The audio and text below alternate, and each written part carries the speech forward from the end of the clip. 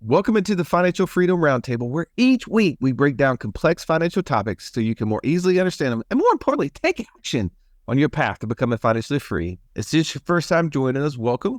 Grateful to have you in the room. I'm Russ Morgan. They call me the idea guy. Mostly because bad internet guy just didn't sound so cool to me. But enough about me for a moment. Let me introduce you to my co-host, my partner. He's the Italian Stallion. He's got the license plate covered to prove it. Mr. Joe Murray. Stallion, good afternoon. What's up, my brother? Glad to be here. Man, the college playbook for parents. You got 5 kids, I got 4. There's a lot of college age opportunity coming our way. You're probably listening to this driving down the road. You may have a kid in college. You may have one that's on the way. Today, Joey, why are we covering this topic? What's so important about it? Well, I mean, I think you just laid it out perfectly, Russ. If this isn't an actual current event issue for you, it will be, or it's just something that's on top of everybody's mind at some level. And I think if we can kind of break this down into some bite-sized pieces where people can start to have a framework, I mean, just like everything else in your financial world, if you have a framework, you know what to do. And I think that's the purpose of today's podcast. And not to have, I mean, there's going to be some opinions. Okay. There's going to be some opinions. But bigger than that is frameworks. And I think that's where you win. Every single month, I write a $1,250 check to one of the many student loan providers out there. And it's for my wife. I get the statement. I don't know if you guys ever do this. You get the statement on things you've been paying for. You like to look at okay, how much do I owe? How much did my payment go to principal? How much went to interest? And I noticed that I finally eclipsed the part where more of the $1,250 a month is going toward principal than interest, right? I'm like, yes, feeling good about this thing. And then I look down where it says how much I've paid in interest, $150,000. How much do I still owe? $120,000. How much has gone to principal? $50,000. And I'm like, stinking dental school is expensive. And now you're like, Russ, you didn't go to dental school. You're right. I didn't go to dental school, but I am paying for it. My wife went to dental school, but you're like, Russ, your wife is a homeschool mom. And I'm like, exactly. So there's a good reason for us to have this conversation today. It's important, but thankfully, Joey, you and I are not the only ones covering this topic. We're covered and joined by the dream team of financial coaches. Let me get the first man on the screen here. He's strong. He's smart. He's our inner circle director. When he's not lifting weights, he's lifting lids. Make sure to listen to what he says because Simon does. Mr. David Karcher. Welcome, David. Fellas, man, it is so good to be here. I am excited about today's topic because I am one of the few on this call that is on the backside of this conversation. So I've been there and done that, and I'm hopefully can share a little bit of wisdom from along the way. You got the bumper sticker. I got the bumper sticker to prove it. That's right. Good. I love that. Let's get over to the piano man. We're all in the mood for passive income. You have a C in the light, Mr. Matthew Hammond. Welcome, Matthew. It's good to be here, Russ. Feels like it's been a long time, but I'm super excited to be on this particular episode because this topic is near and dear to my heart. I have a son who's a freshman in college as we speak. So like David is on the tail end of this, I'm on right at the beginning of it. So I'm excited to kind of hear everybody's thoughts on this. All right. We got guys, 2 little ones, right? Not anywhere near, but it's going to come up. The king of B-Ham, Mr. Real Estate himself. He's agnostic to his type as long as it produces cash flow. The multi-talented Jamie O'Brien. Good to see you, Jamie. Man, good to be here, Russ. Just enjoying another day in paradise. And yeah, to that point, I've got a little while to plan for college if that's in my kid's future. I've got some ideas on what I am currently doing to prepare for that, but also want to hear your thoughts on, this whole conversation. So the more information I can get and be a part of this conversation early, the better I can prepare. All right. Well, today we're going to break down and give you 3 big ideas around this college playbook for parents. Here they are. To go or not to go. That's going to be the big decision where we're thinking through college. So if you already have kids going through it, right, you're thinking about how you're going to share this with your kids who have grandkids, right, for your grandkids. Or point number 2, big idea is what are the ways to pay for it? So if we're going, right, kids are going, how are we going to pay for it? What's some creative ways to pay for it? We all know the simple ways, the traditional ways. Let's talk about some creative ways to pay for it. Or 3, big idea, if we're not going, what are some of those alternatives instead of becoming a hobo? Because that's the way my wife thinks about it. If you're not going to college, you must become a hobo.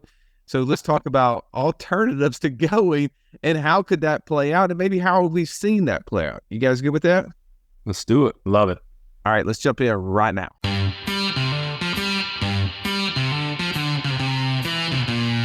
Welcome to the Wealth Without Wall Street podcast, your guide to understanding how to get out of the Wall Street rat race and start your own mailbox money lifestyle. Now, don't let these handsome Southern draws fool you. These financial minds are teaching our country to enhance savings, increase cash flow, and create passive income, all without the help of Wall Street. Are you ready to break through? Now here are your hosts, Russ Morgan and Joey Murray. All right, gentlemen, we're going to break down the college playbook for parents. And the first big idea that we've got to cover is to go or not go. The decisions on whether or not we should go to college. Stallion, you feel pretty strongly about this. Tell me more. And I'll tell you what, I will say that there's things in my life looking back that I've been very strongly opinionated about, that I've changed those opinions. The older I get, the wiser I get. One of those, in my opinion, is college.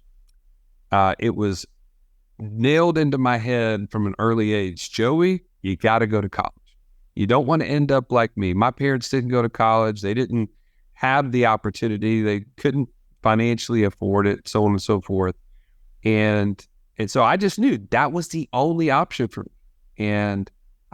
But I also knew they didn't have the money to send me, so I was going to have to just, do the best I could in my academics, end up becoming, as you know, valedictorian and going for free. And it was amazing. It was a great opportunity. However, I've since kind of, as I learned more and more about this alternative world of entrepreneurship, investors, becoming an investor, all these sort of things. And I couple that with just observing my daughters in their strengths, in their skill sets. I more and more am less convinced that they need to go to college. And I'll just give you an example. My oldest, Annie, is very driven. She is super talented in so many ways. Artistically, she's like beyond most of her peers in terms of her ability to create art. And she loves that.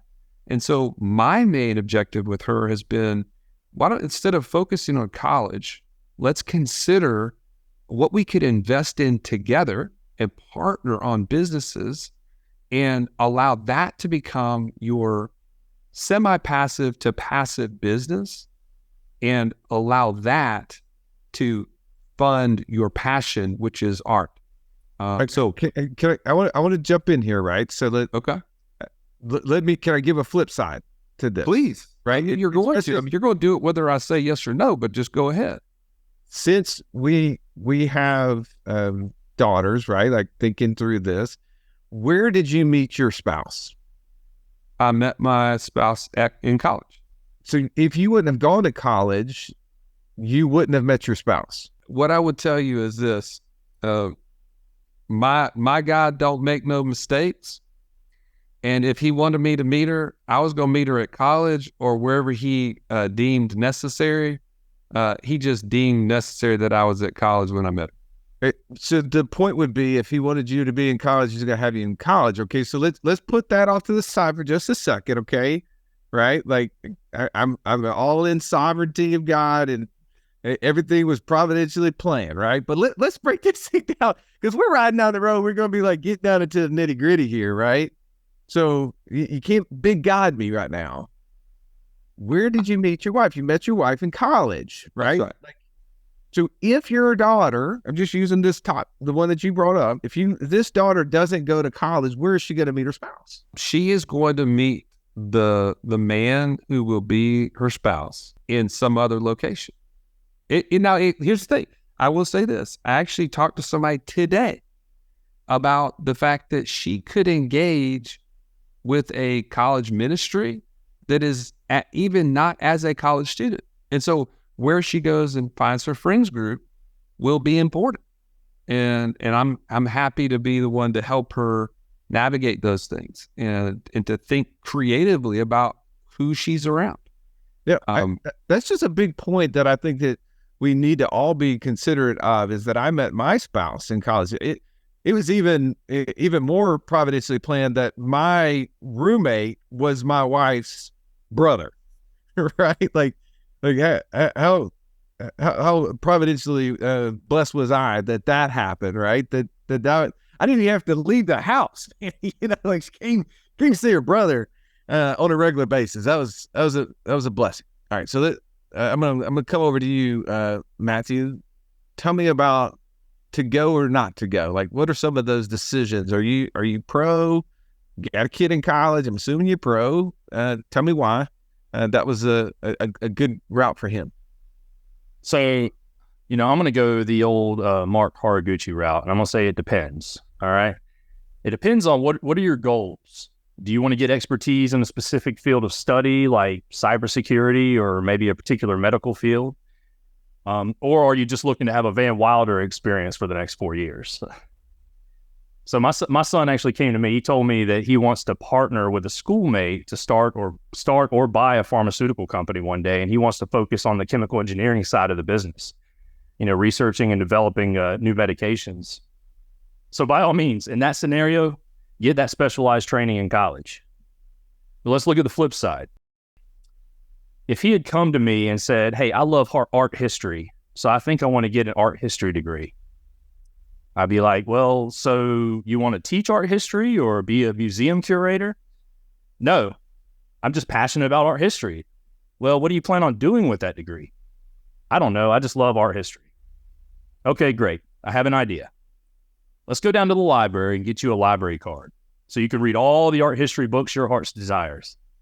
And then we'll take the $100,000 we would have spent on your art history degree and put the money into a passive investment. You can enjoy exploring your passion for art history while at the same time enjoying the benefits of passive income, all the best of both worlds. Yeah.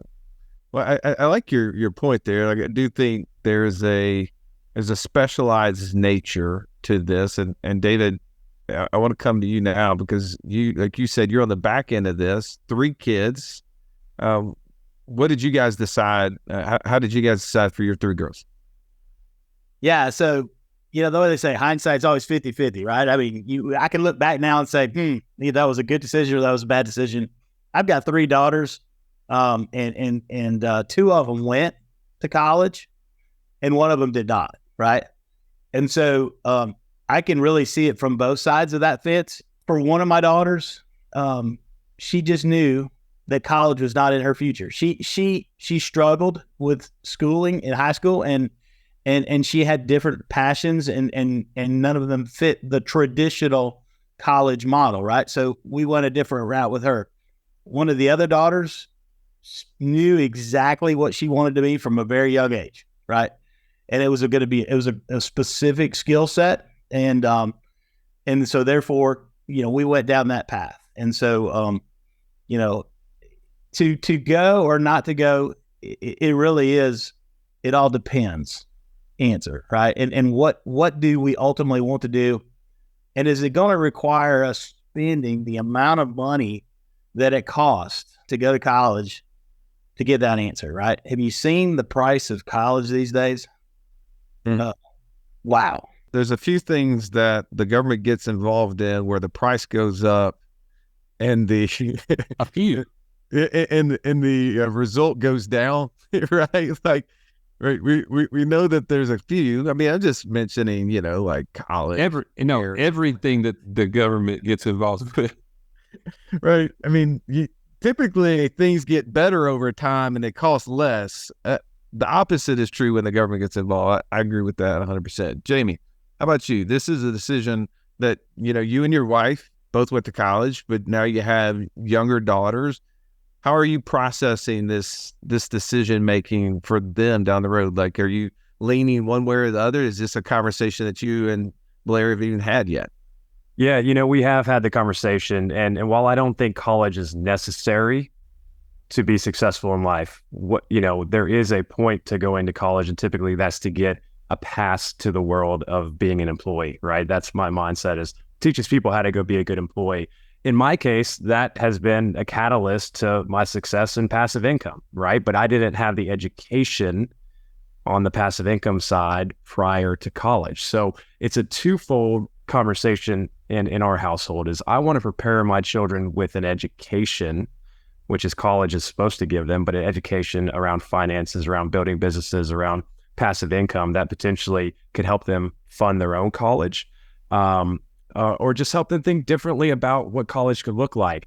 But my wife and I both had amazing college experiences. I think it really shaped me and formed me into the man that I am today, for better or worse. It gave me life experiences in the real world with a new group of people. I grew up in a pretty small town. Everybody I grew up with, I went to school with from elementary school through high school, right? I had a very small kind of network. And as we say a lot, your net worth is your net worth, right? And so I got a lot of value out of that. But is it necessary to be successful in life? I don't believe it is. And I think it is going to depend on what our children, what their path is, what they want to pursue in life, as to if it's going to be a good fit for them or not.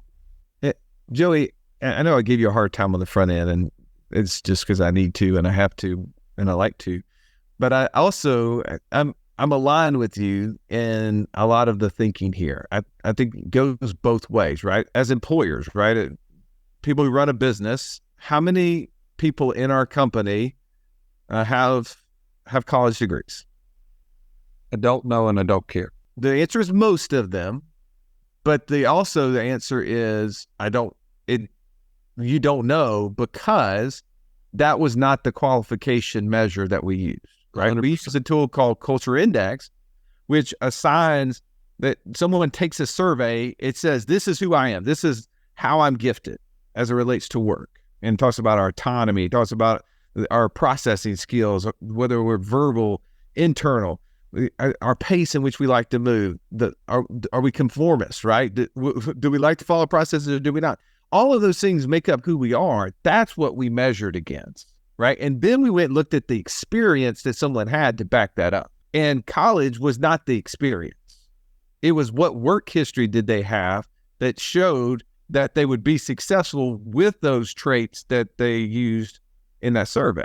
So I do think it's important to say that I think times are changing where employers don't necessarily look at the college degree. Now, to your point earlier, we were talking about specific fields, Matthew, where there are specific trades that you require, right? Like my wife couldn't become a dentist in the United States without going to dental school, right? Like, or to go to dental school, she had to have an undergrad to get into dental school, all of those things. But that isn't always required. So I don't think it's a necessity, but also know too that my want for my kids will not impact their decision that much.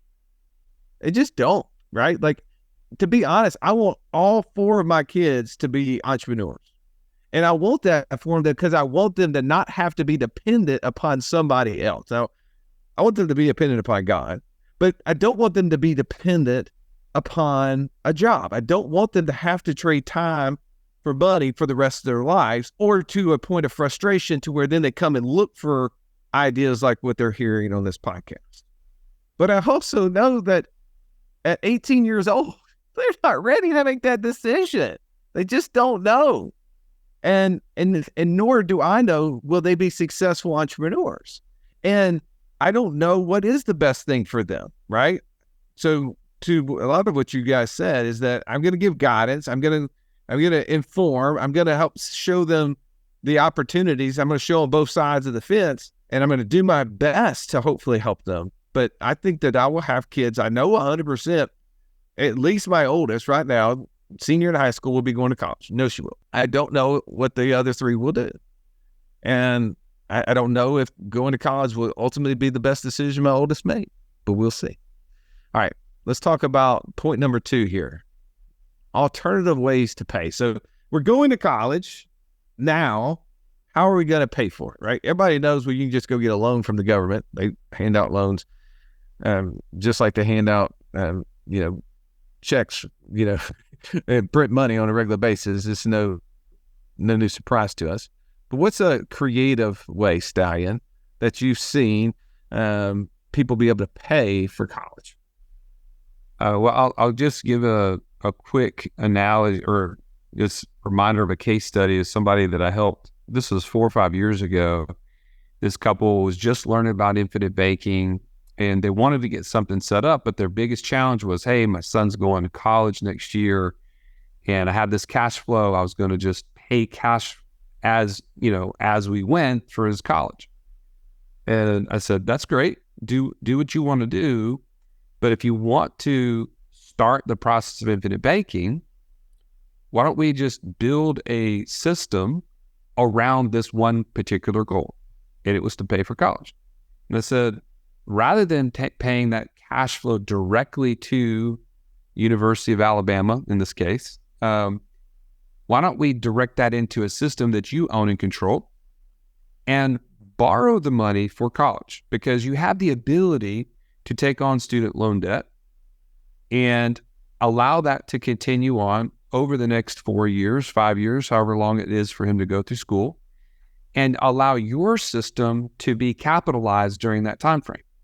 Then at the end of that 4 or 5 year time frame, you can start to borrow against your policies, right? Your system that you've built around this to pay back the loans that you borrowed from University of Alabama or the government, whomever it was. And what's the benefit of that, by the way? The benefit is I now have cash that was going to go straight out the door and never be a benefit to me at all. It was just going to go straight to the college. But as I have put it into the system, it now will never stop compounding. It will always compound for the rest of my life. And that $100,000 that I would have just lost forever now will continue to grow as I pay it back over time.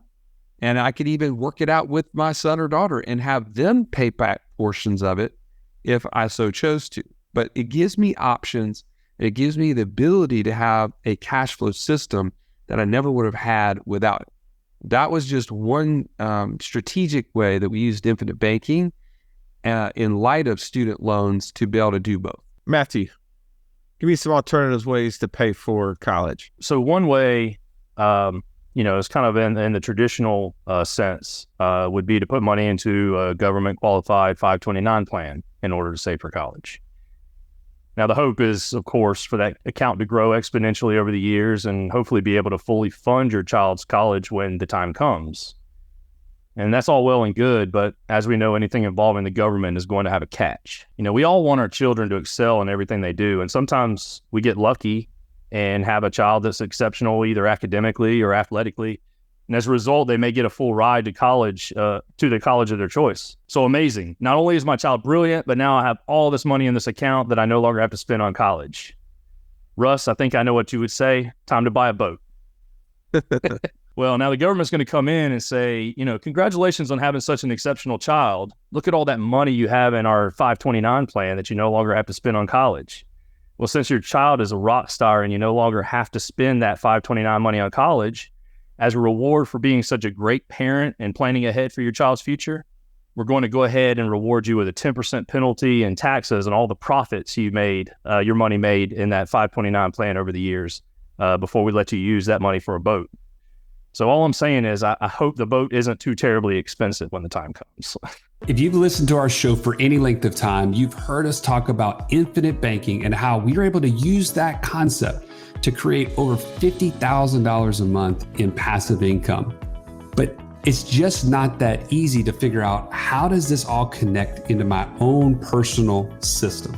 Stallion, that's why we created the passive income operating system, bro. It shows you how to turn active income into passive income. It makes all the steps come together. If you would like to get access to it as a podcast listener, we've never given this away in public before, go to what'swhatwallstreet.com/PIOS. There was nothing worse than walking into class when you're in school and the teacher saying, pop quiz day. Why? Because you were unprepared. Are you unprepared though for financial freedom? Don't be. Find out how close you are by taking our 30-second quiz at wealthwithoutwallstreet.com/quiz. Man, do I love a boat. Who doesn't? I'm going to drag Joey around on a boat tomorrow. I'll get video. I'll send it to you. Well, your 529 may look like a yacht, but you end up buying a dinghy. So, I mean, oh, man. David, ways to pay. I was the guy that, was saving up in the qualified plan, the 529 plan, right? I started that at an early age because I wanted to do better by my kids than my parents were able to do by me, right? So I was the guy that had those plans, and I planned ahead, and I saved money. And man, by the time that first child got ready to go to college, we're gonna pay.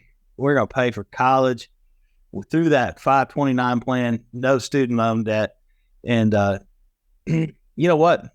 We did. We accomplished it. But during that process, y'all had exposed me to this infinite banking stuff, right? And I'd gotten to meet Nelson Nash and listen to him talk. And I'm like, something is wrong with this plan. And to Joey, to exactly what Joey said, I got to the end of my first child's 4 years of college, and we did exactly what we set out to do, no student loan debt. And we had no money left in that 529 plan. It accomplished what it set out to go. The goal was, right? And I realized now the twins, because I have twins, by the way, now the twins are ready for college. One's going, one's not. And I'm either going to repeat that cycle, and we're going to do it all over again, and I'm going to liquidate their 529 plans, and I'll have nothing to show for it at the end except no student loan debt.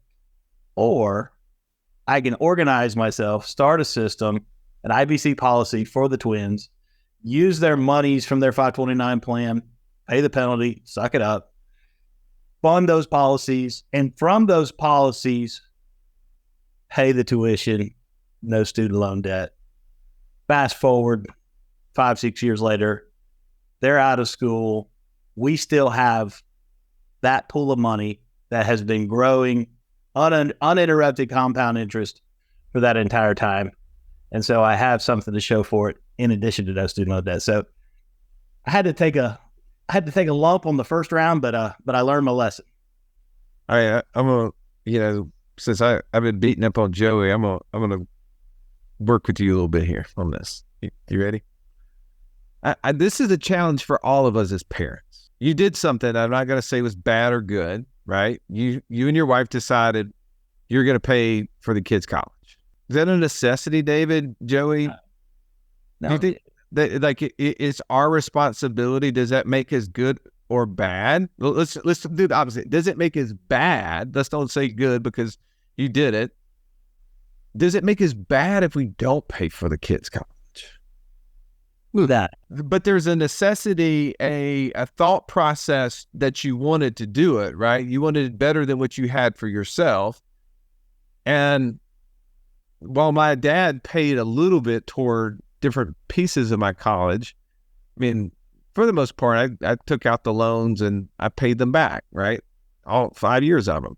But I'm thinking, like, is it a requirement, right? Do we need to do that? So this is where I like what you said, Joey, and your point where you were talking about taking out a student loan instead of paying the cash that existed. Well, when you take out a student loan, there's two different types of student loans you can get, right? There's a parent loan, a parent plus loan, right? Or there's the kid loan. Which one is a lower interest rate? The parent has all the credit history, right? The kid has zero. Which one gets the better rate? Your plus. Yeah, I mean, no, not even close. The parent plus loan is the highest of the interest rates. You go get a parent loan, you're going to pay 50% more than what the kid gets with no credit history from the government. That makes no sense to me. It makes no sense, but that's exactly what's happening. Now, so here's the thing is, now I'm evaluating interest rates, so I'm trying to figure out, well, crap, if I go get the loan, I'm going to borrow money at a higher rate for them to go to college. And who's going to be on the hook for paying that back, Matthew? If I go get the loan as the parent, in my name. Who's on the hook? The parent. Yeah, you can get James to pay that loan back. You could ask him to, but there's no requirement. Oh, don't underestimate me. I could get him to pay it back. What I like about what you said there, Joey, and I'm just challenging this thought process of whether we have to pay it back.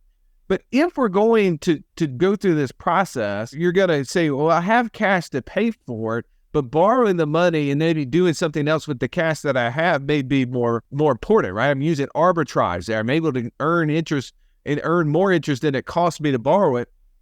And I want the kid to be responsible. I want to create discipline in the kid's life.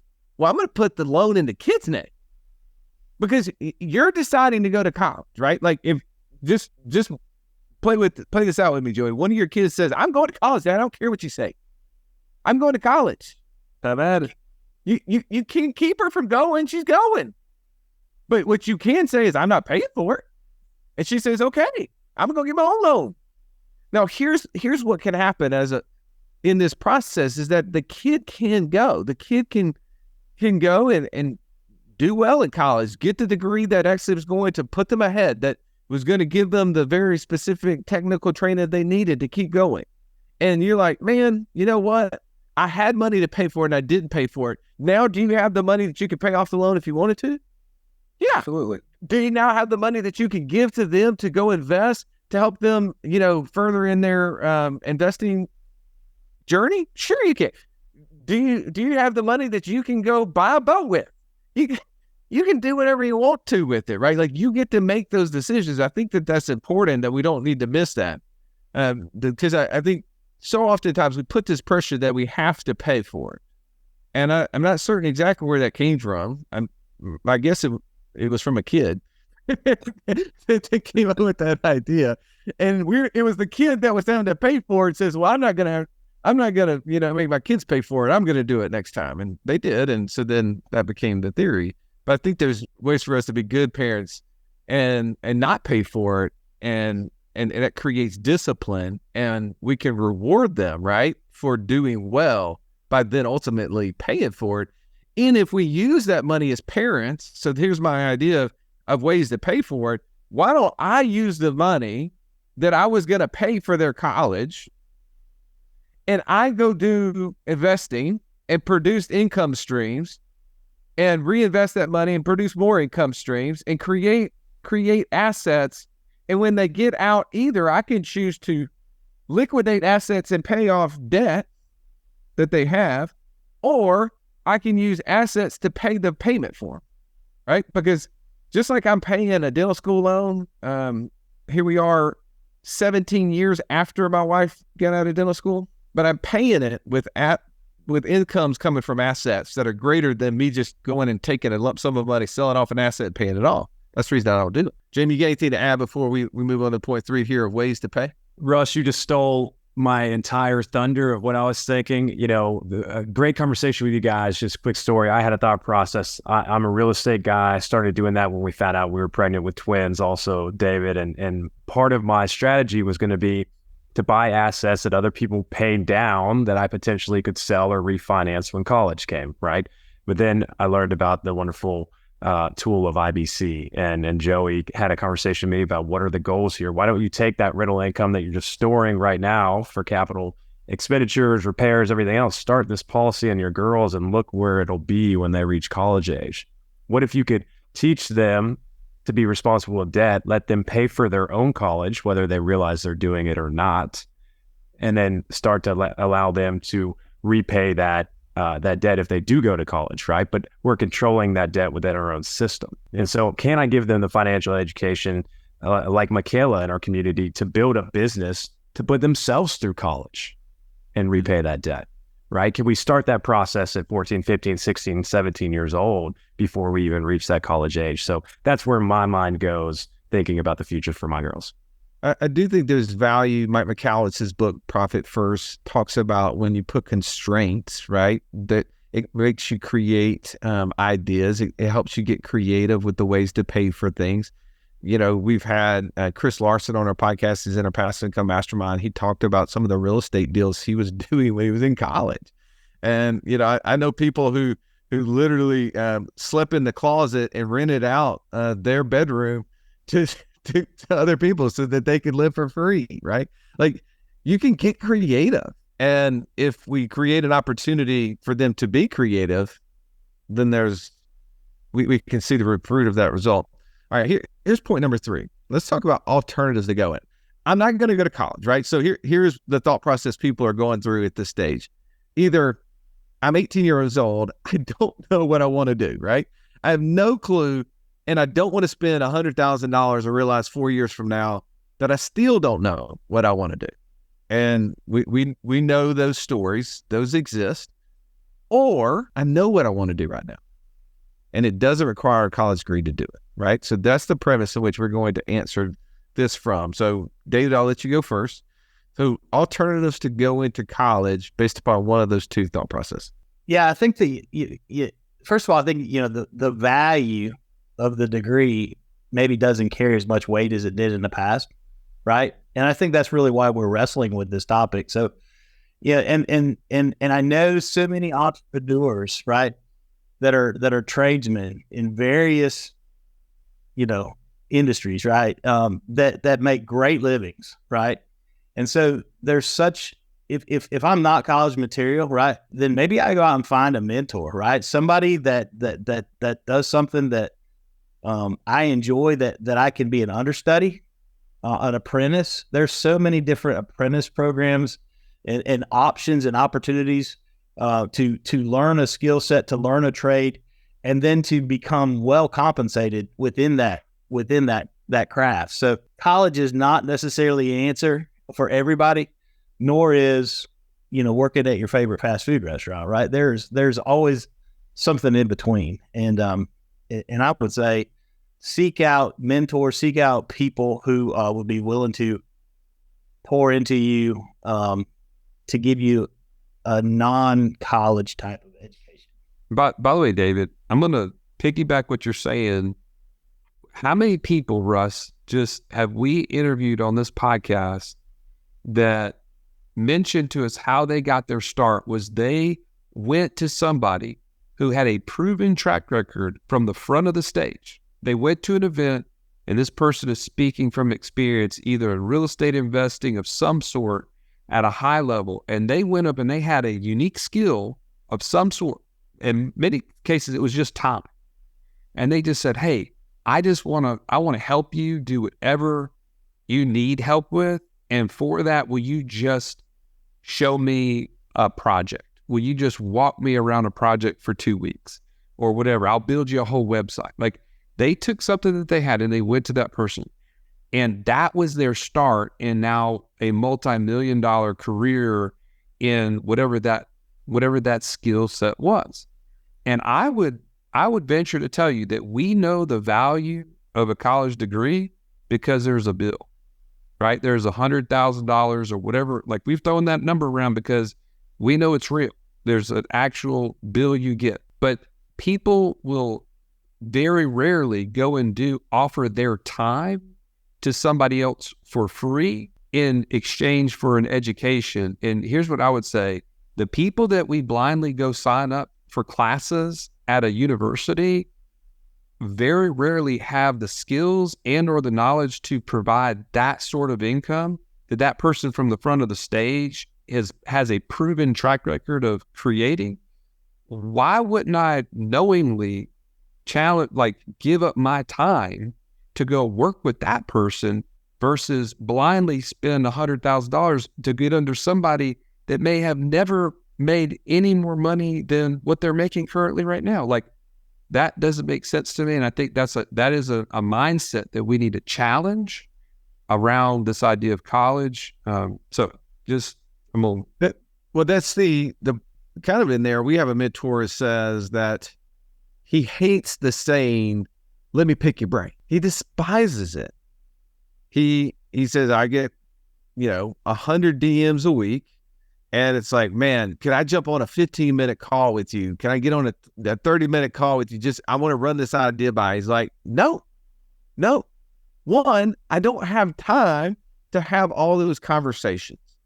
But if you want to send me a 1-minute voicemail explaining what you're working on, I'm happy to listen to it, and I'm happy to give you a voicemail response. And what I think that you're saying there is that too frequently do we really want to learn, right? Someone who wants to learn, that mentor will show up, right? Like, and I would say is that instead of just saying, hey, I'll work for free, hey, I would like to pay you to learn from you. I would like to pay you, and I'm going to come and follow you for 6 months, and I'm going to pay you for the 6 months that I'm with you. I think you'd have a lot more success because, to be honest, if somebody says, hey, Russ, I only want to follow you around for 6 months, I'd be like, I don't know about that. Like, be honest, like, that's going to take time out of my day. I'm going to have to explain stuff to you. And how do I even know that you're going to be invested? The problem with being a mentor is that oftentimes the person isn't great, you don't have a great mentee. You don't have people that actually want to learn. Right.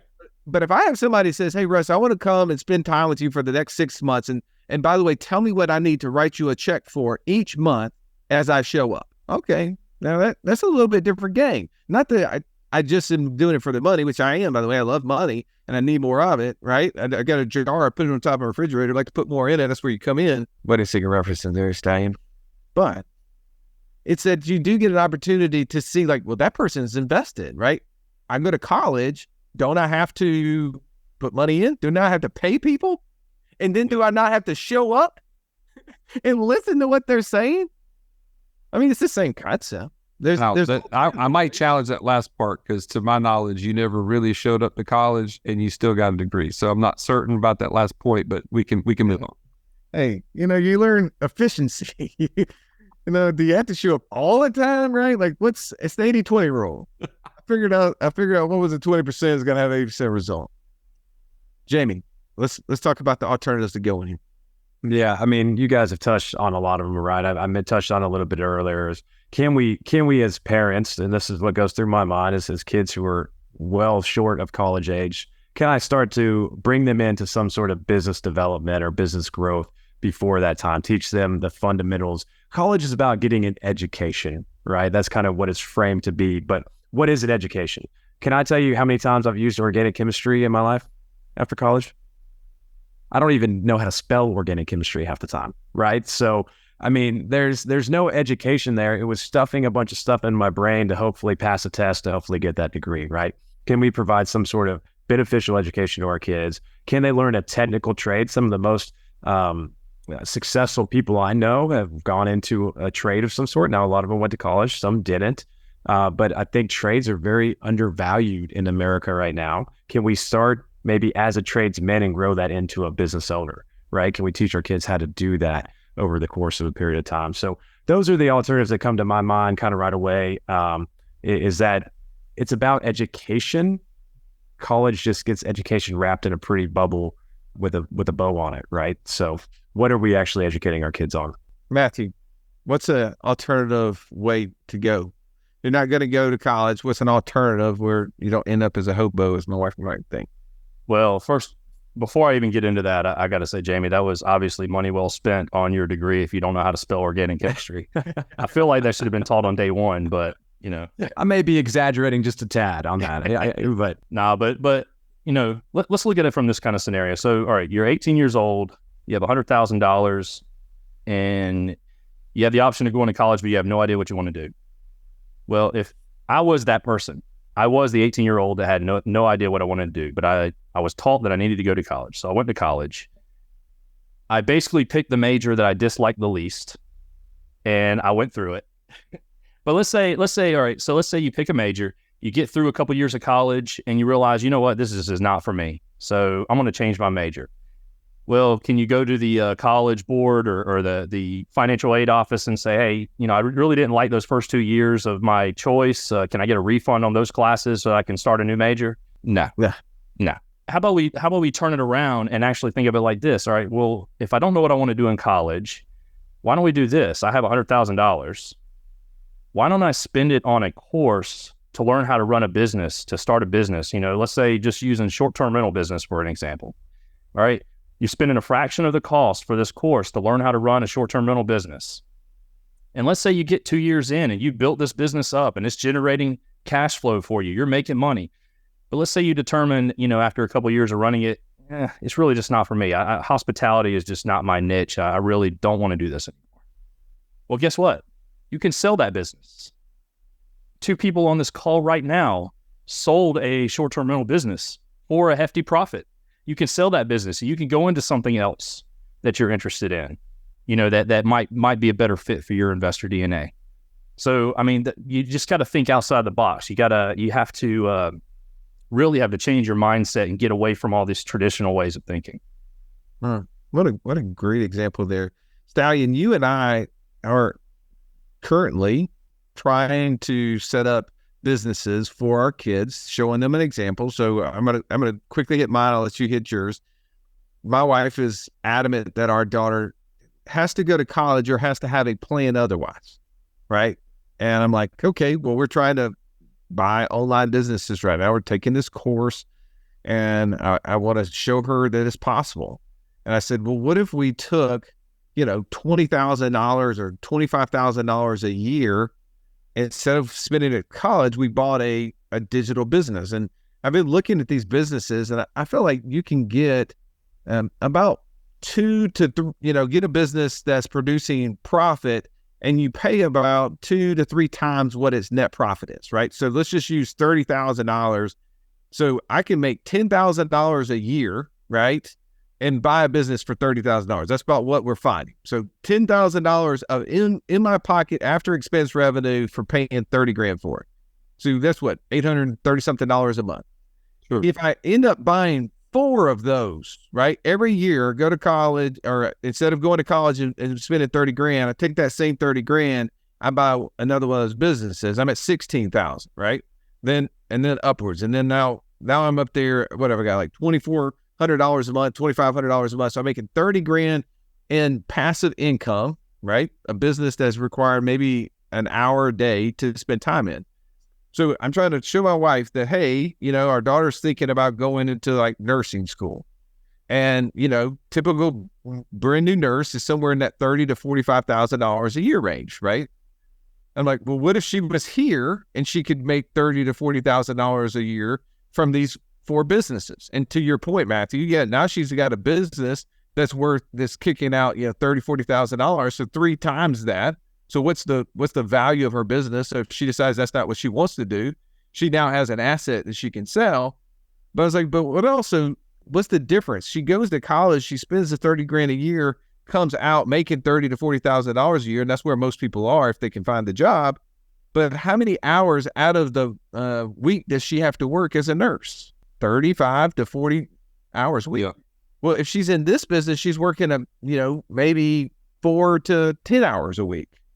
I was like, do you think maybe she has more time?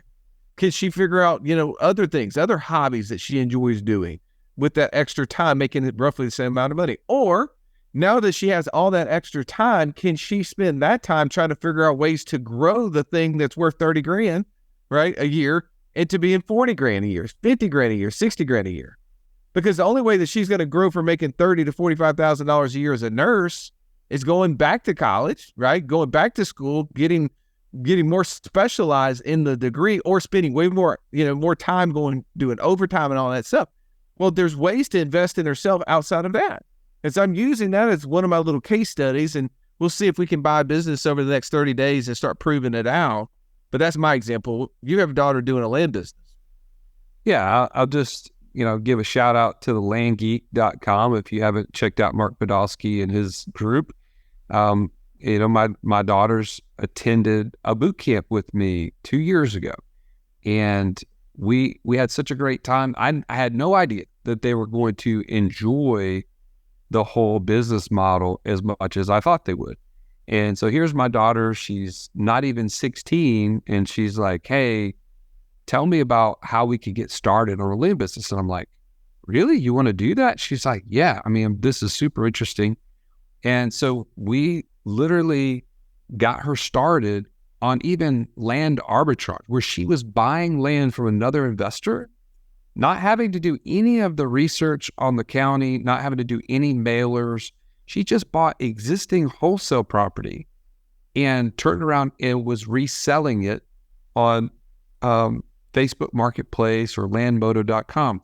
She actually, over the last 18 months or so, has bought and sold probably, I think she's got about 4 or 5 properties that are now continuing to pay her note income. But she took on some notes in the early time to like buying this land on payments. She didn't actually use cash. She just was buying on payments. So she's currently in this position where she's not fully breaking even and, making more money than she's paying out. But that's her goal by the time she graduates, is that it's going to be more than enough for it to be paying for her expenses. And she's literally only working about 3 to 5 hours a week in the business right now because she's a full-time student.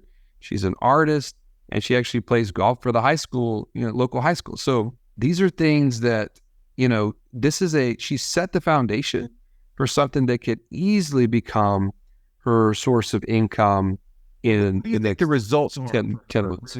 Really quickly. What's the result for her? You think over the next 4 years, because she's a senior as well, instead of going to college, what will she, in your opinion, in 4 years, if she keeps putting in the effort, what do you believe the result would be for her based upon the training that she's gotten and the ability to keep after it over the next 4 years? My guess is she's going to figure out a way to do as little as possible in the business. That's one thing she's learned from me, Russ, okay? But I think she's going to be able to easily create $50,000 to $60,000 a year, comfortably paying her outside of the business being able to continue to buy and sell raw land.